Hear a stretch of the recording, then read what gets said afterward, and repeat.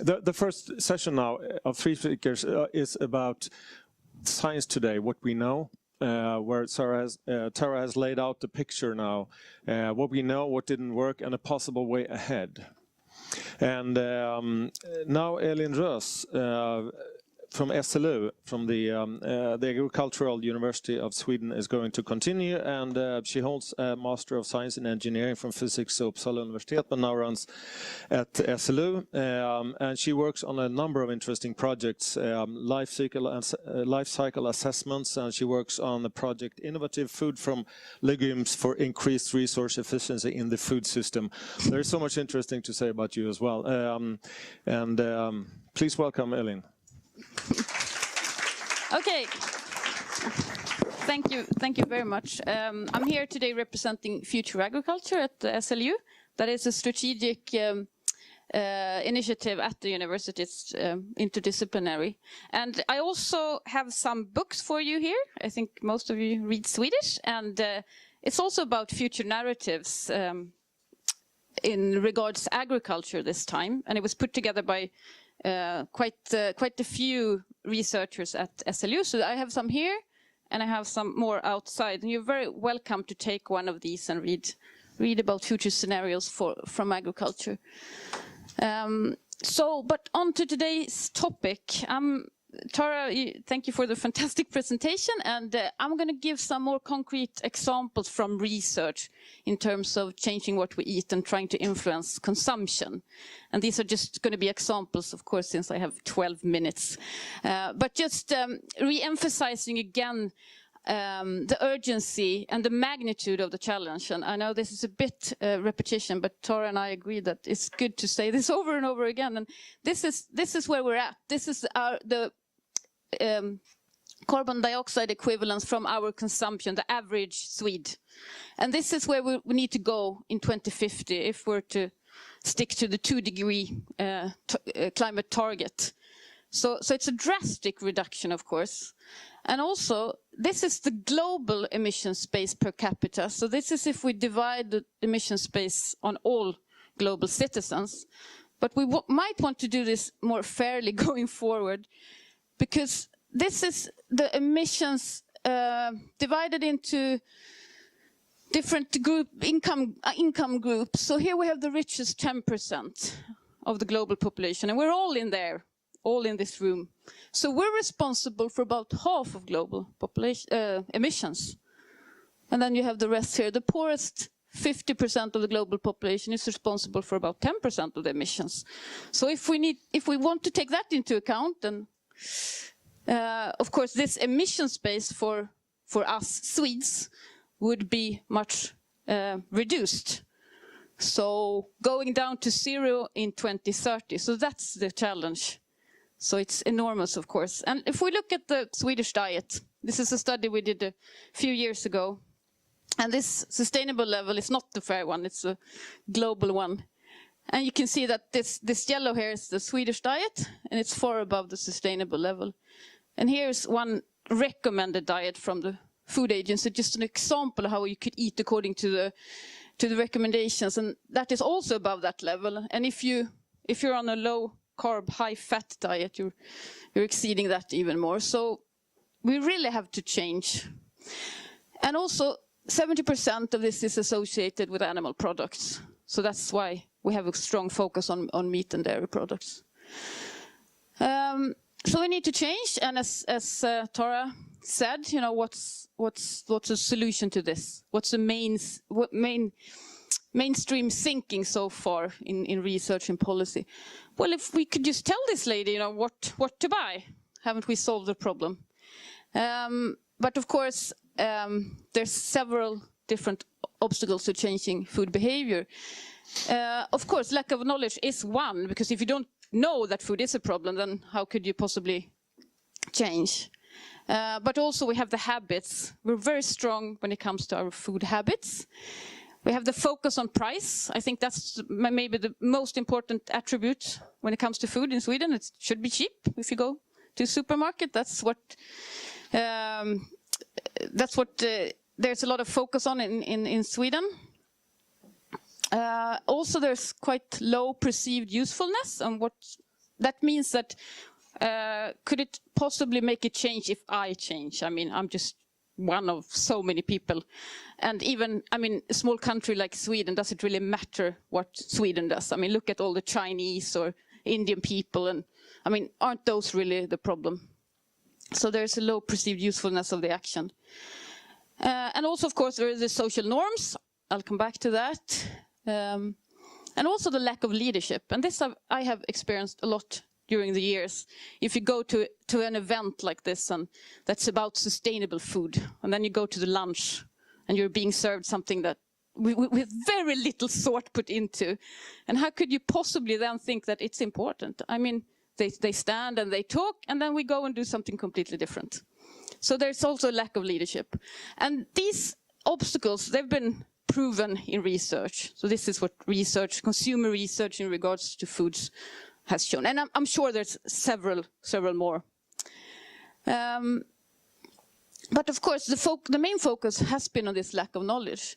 So what if we just put a label on food and we inform the consumers? So that was really big when I started in this area in 2007, this labeling would solve most things. So there was a study done in 2012 that looked at do consumers really understand the labels? So these are all different labels that you can find.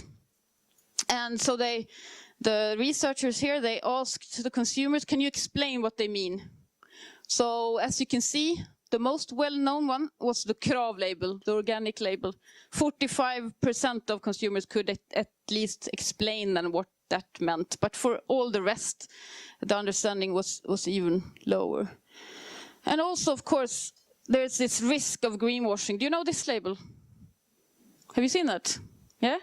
Because I can tell you a story from my life. I had a friend living with my family for a while, and she cooked for us once a week. And that was a challenge, of course. You can imagine living with me, being a researcher in sustainable food and having to cook. And she was very happy coming home one day. Oh, look, I found this, labeled fish.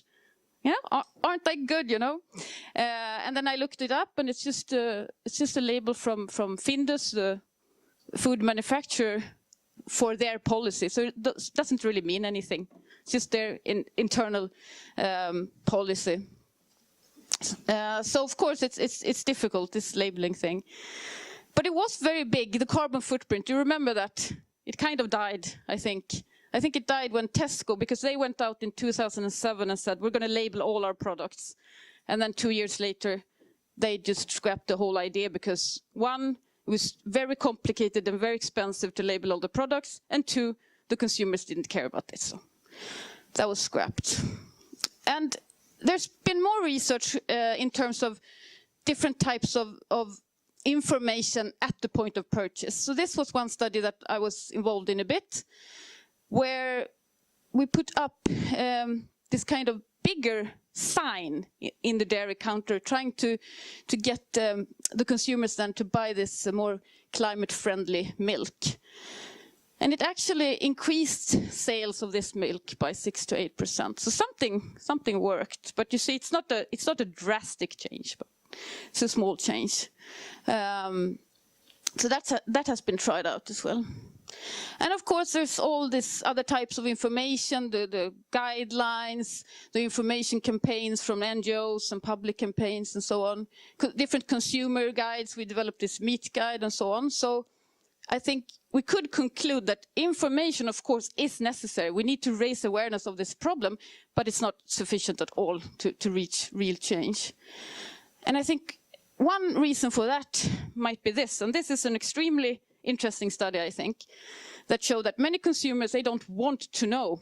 So this was some researchers from Lund, and they put up an experiment where they had the consumers they could choose between 2 meals, and they could choose whether they wanted to know the environmental impact and the health information on this plate or not.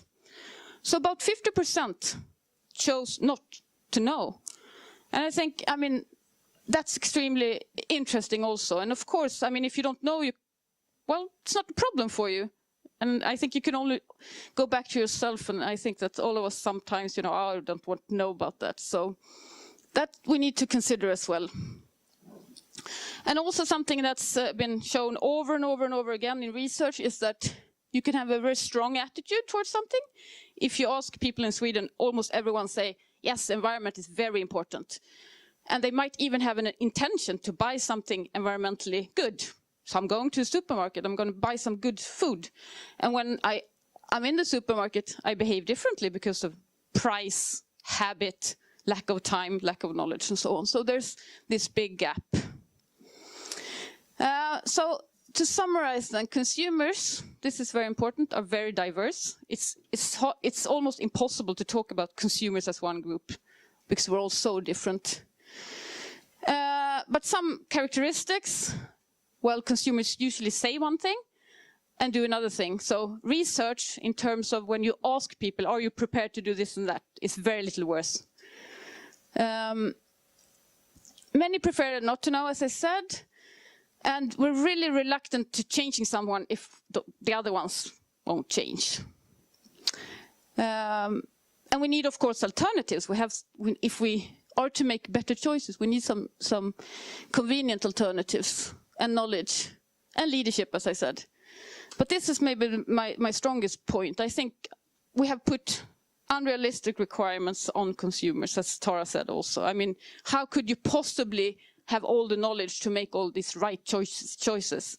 And it's not only food. I mean, you go and buy clothes and you go buy other things. And how could you possibly be knowledgeable enough to make the right decision? So I think that's just unrealistic. And we also have to think about the kind of information and the kind of messaging. So what should we appeal to? What kind of feeling? And this has also been researched a bit. Is it fear or fun or guilt or status or shame or responsibility or ethics and money? I mean, there's so many things that we can try to get at. And really, we also need to think about what needs saving. Is it the environment? Or is it your personal health? Eat better for the sake of your personal health or the public health? I mean, imagine all the money we could save if people ate differently. Money, future generations, maybe those are the ones that we should really think about. Or the poor people that's going to be hit worst by climate change. Or is it our good life? Or maybe animals? And I just want to dig into one of these, and it's the animals there. Because what I think is interesting, and I see a strong trend in especially among young people, of course, of this expanding circle of moral concern. That, I mean, we used to care about only the white men. Those were the only one that had some kind of value. But then we included all men in that. Later, at least in many countries, we have included women. And children, we don't beat our children. We think that children, they have rights today. And I think we have included our cats and dogs in that. We treat them as a family member and so on. And we even have a rabbit living inside our house. That's kind of the head of the family sometimes. And I think this is growing to maybe include the livestock animals also. And how can we use them in the future? This is a theory that we used in another study.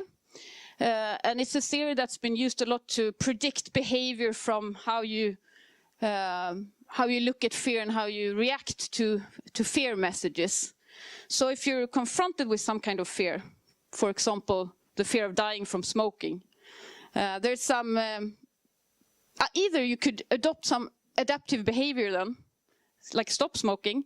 And if you would do that, depends on these factors. Depends on how serious you think it is to smoke, how vulnerable you are, and if it's going to be effective to stop smoking or not, and the cost involved in that. And cost, it not only in terms of money, it could be social cost and so on. Or what you could do is adopt some fear control process instead, to invent some way of thinking that this is not really dangerous. So that's the theory, and that's what we tried this out in terms of climate change and predictors to alter meat consumption in this paper that I won't have time to go into. But this theory seems to work also for food and climate. That's what our study indicated, that if you think that climate change is serious enough, and if you think you're going to be hit or your family and so on, you take this adaptive behavior and could change. How about other policy? How about the climate tax on food? I'm also investigating this right now. And here I just summarize the results from some studies that have been done. So here is the actual tax level. And here is the decrease then in emissions from applying such a tax. So this is from modeling studies. So yeah, you could get some reduction with a climate tax on food. So it seems to work. But as you can see, the reduction is not 80–90% where we want to go. So that's just some example of where the research is right now, and I think we have not at all engaged in some more radical measures. And this is something that I think we should discuss more. What can we do that would really make a change? So this is an interesting idea, I think, that one lady proposed. It's a researcher called Emma Frans, and she said, why don't we sell sweets and sodas and so on in separate supermarkets, just like we do with alcohol? So that's very drastic, of course, but I mean, in terms of the changes that are needed, I think we need to at least start to discuss things like that. So, of course, going back to all these challenges that I listed in the beginning, I think one very important one is this very strong meat norm that we have in society. And this is just my last slide. And I'm going to conclude here with some quotes from focus groups interviews that I've been involved with to show you examples how this can be manifested. So this is very common. You hear this over and over again, that for a meal to be a proper meal, it has to have meat, or maybe fish, but that on occasion. This was what someone said, we're like programmed that protein is meat. So that's also very strong. And I will end with my favorite one. And Tove is in here. Yeah? Here. Yeah, so you will recognize this, but this is my favorite one, really. I feel so sorry for the people eating beans. So thank you.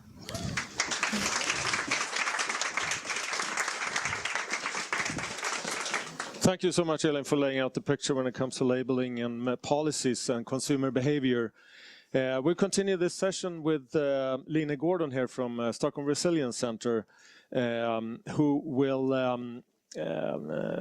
has lately, from my understanding, been more and more interested in the tasting side, the gastronomy side, something and a concept I got very curious about.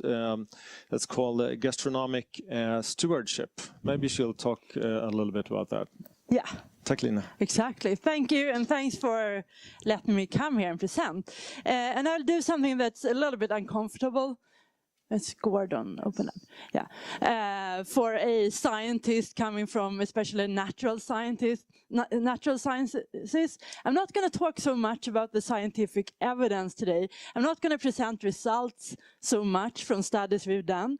I'm going to present primarily a little bit around the thinking that we are developing right now in order to start going from a little bit of this, what are the main issues we have and what are the main problems we have, and how can we make change positive? How can we make more visionary examples about the future and a little bit more aspirational in where we're going? So that's kind of where I'm coming from with this presentation.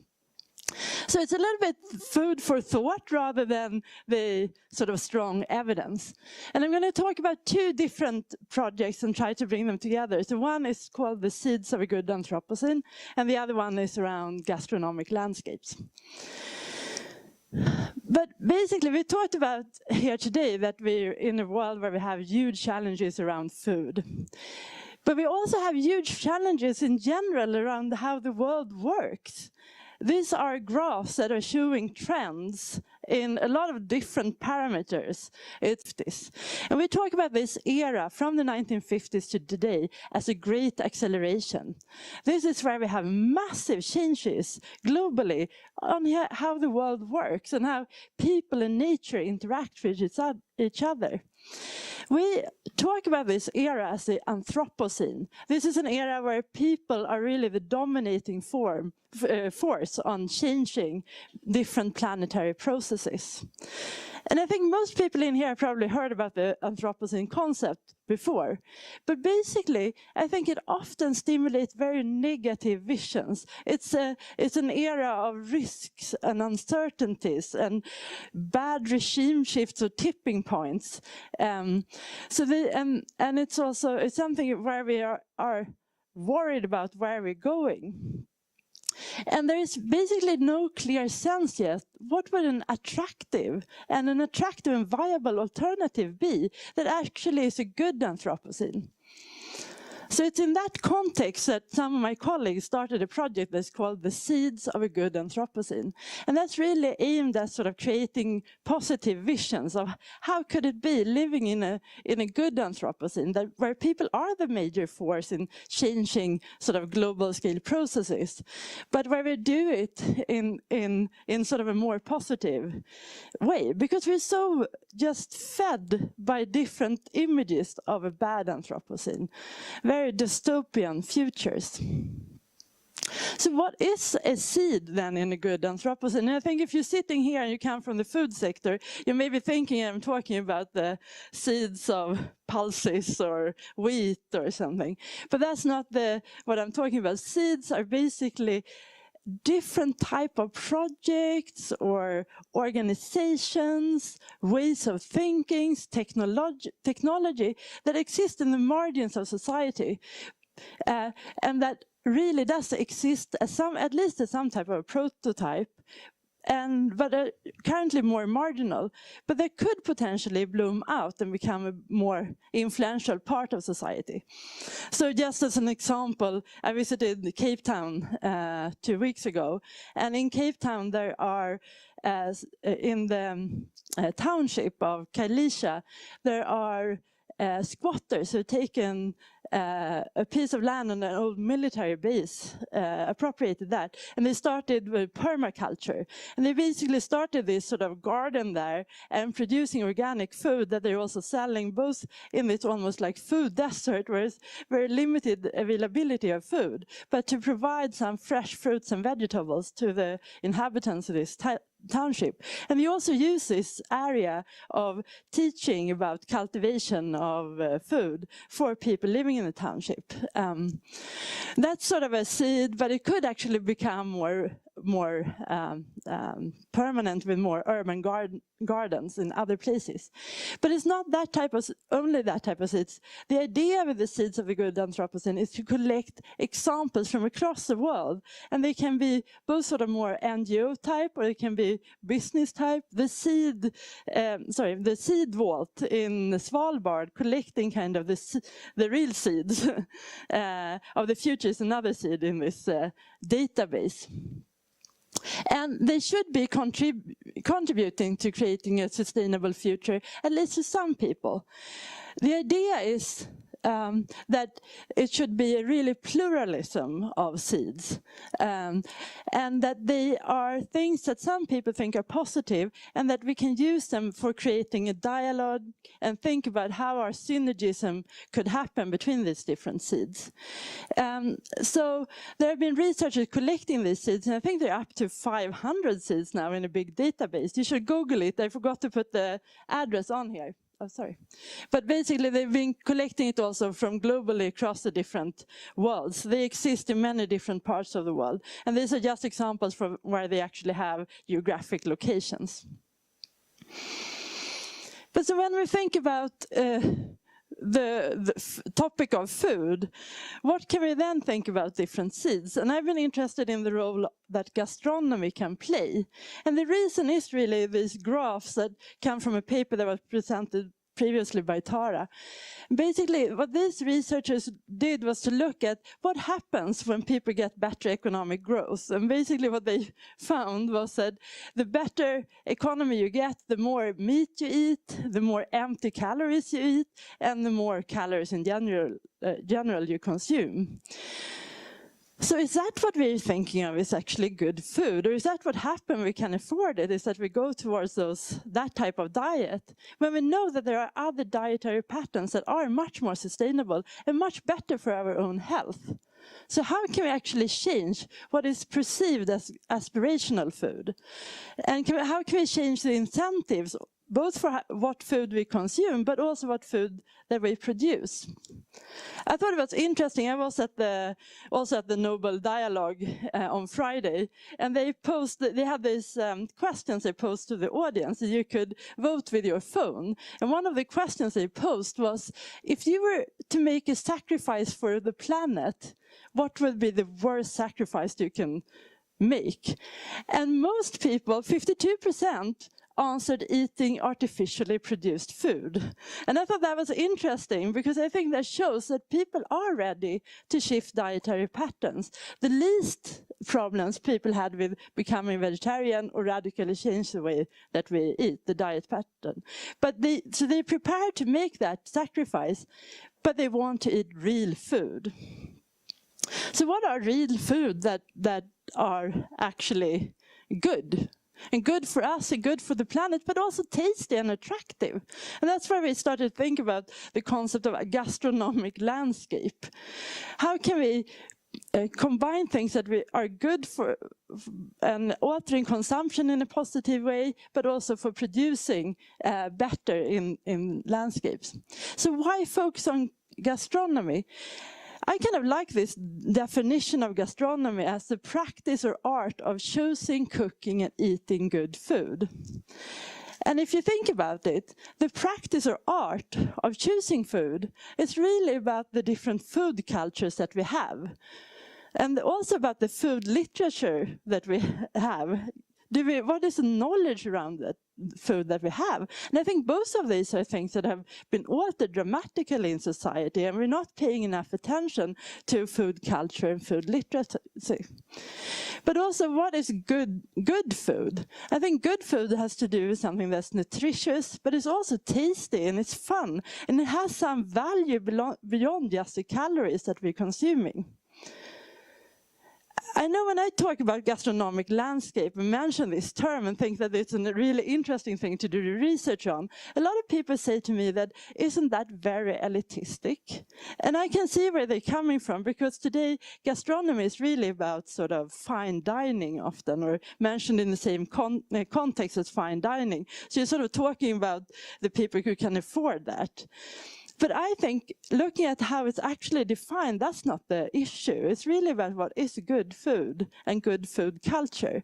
And just as an example, one of our colleagues, Jamila Haider, she produced this cookbook together with, I can't remember his name, but Van Oderhoven. And what they've done is documented the food culture in the Pamir Mountains in Afghanistan, where they have an enormously diverse landscape. I don't know if it's like 40 different varieties of apricots or something. And it's a fairly poor environment, both kind of soil-wise, but also in terms of poverty in the population. But the richness of the food and the food culture is really there. And I think gastronomy is a really good example. This is also sort of gastronomy in the way that, if we define it in that way. So this is work that we just started. We haven't had funding for, but we've had a few different initial hypotheses. And it's both that if we manage landscape for gastronomy, that can actually enhance also other values from those landscapes. Because often if you focus on really good produce, it often goes together with good other values. It can also create incentives for farmers to manage the landscapes beyond just food production. And involved in gastronomy and gastronomic produce also have other type of values that they trying to manage for. It's also about how do we actually use the fact that we are soon over 50% of the world population living in cities. And if we in cities have good food culture, can we provide incentives also for what people are doing outside. So we had, last year we had 2 master theses focusing on sort of this concept. So Tove is also in the audience here, and then Kavita. And what we started with was to focus both on chefs and restaurants as drivers of change. And then what we called reconnecting markets, which are basically sort of farmers markets or these meat box schemes, etc. that are connecting consumers more directly to producers.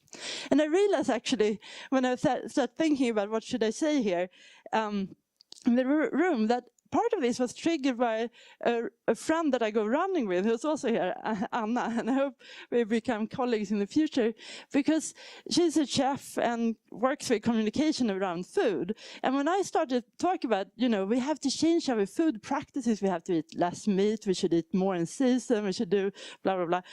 But she was saying, it's like, this is already happening. The best restaurants, they're already on that train. This is not news, that's not, but the people who are really setting the trends, they're already doing this. What we were interested in is trying to look at kind of restaurants and chefs who are working more with gastronomy, about what is it that they're actually doing. And especially not only what the chefs are doing, but how do they work with producers also to create different incentives for production? And what are the barriers and bridges for sort of a more transformation towards eco-gastronomy?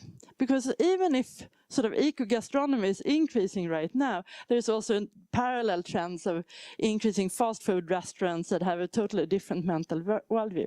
And maybe I'm getting low of time. A little bit. Okay, so what we did in those 2 master theses was basically to just look around Stockholm, what has happened over the last sort of 15, 20 years. And what we see is that there's been a very strong development, especially the last 5 years, where much more of these sort of eco-gastronomy initiatives are popping up. And it's also across the whole sector, so it's both the fine dining, but also the more fast food restaurants that people are trying to do new initiatives there. And we can also see that it's interesting to look at these relationships between the chefs and the producers, because they're also really promoting producers that are increasing their skills and also pride in what they're doing through this relationship. We also find that it's the middle actors between the chefs and the producers have a really important role, and especially a really important role if we think about sort of upscaling these type of initiatives. One of the things we also find is that it's extremely hard to scale. Many of the initiatives, both among the producers and the restaurants, are fairly small. And it's very hard to get to the scale where it's really going to make a big change. So here are just a little bit of the barriers that and we can talk more about it later if you're interested. So what we're interested in now is really, we often, at the Stockholm Resilience Center, we use the term resilience quite a lot. And resilience is really about how do we cope with change, but also how can we use change to create bigger shifts or tipping points or transformations into a different system. So what we're interested in here, if these things exist more in the margins, how can we combine them in new ways to create a better shift to a more sort of more gastronomic perspective across the whole sort of food sector. And what we also see is kind of the role of sense making, the role of envisioning, the role of collaborative capacity among the different actors that are part of this journey are very important. But those are just a little bit of initial food for thought, and that's kind of where I leave you today.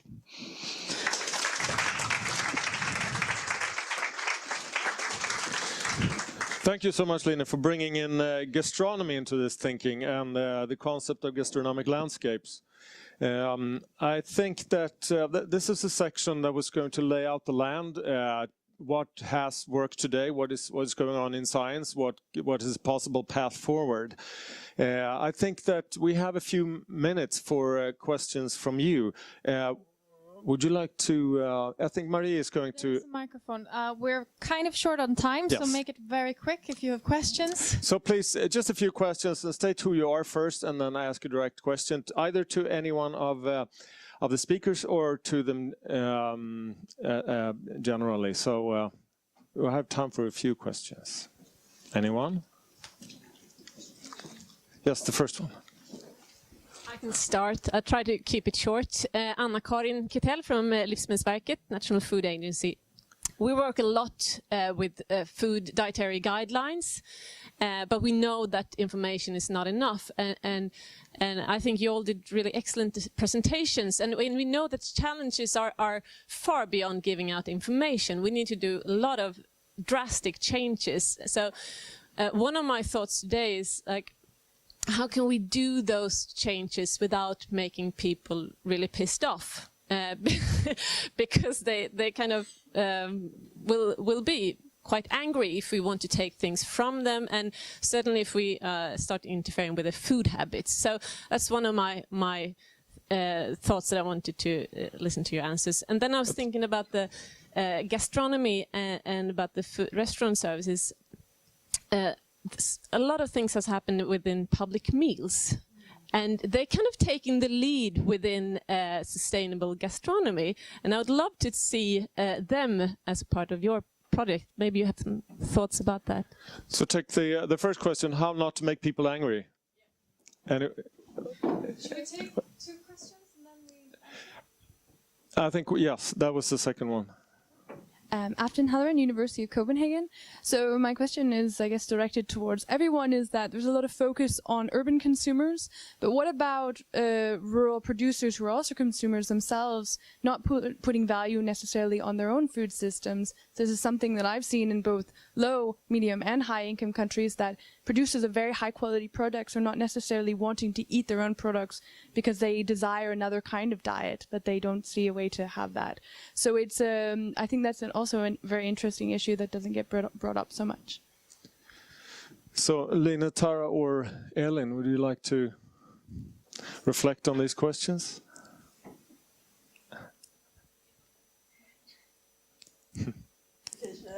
Well, first of all, I think we need kind of this sort of bigger education through the whole sort of society around how do we make people not angry. So you can't work with only the dietary guideline, but it has to be in this context, and it has to be showing alternative, and what are those. So that's like one thing, but it's, yeah. We have definitely thought about the public sector, and that's been something where we've been thinking that let's start, we talk about kind of scaling deep, scaling out, for example. So scaling deep, looking a little bit more at what are actually happening in the restaurant sector for understanding, but then also for the capacity to scale out and also see what people are doing in the public sector is very interesting. Rural, yes, I'm not sure exactly how to comment, but I think you have a very important point with understanding what's going on also in rural areas, and a lot of, I don't know, maybe you have more comments.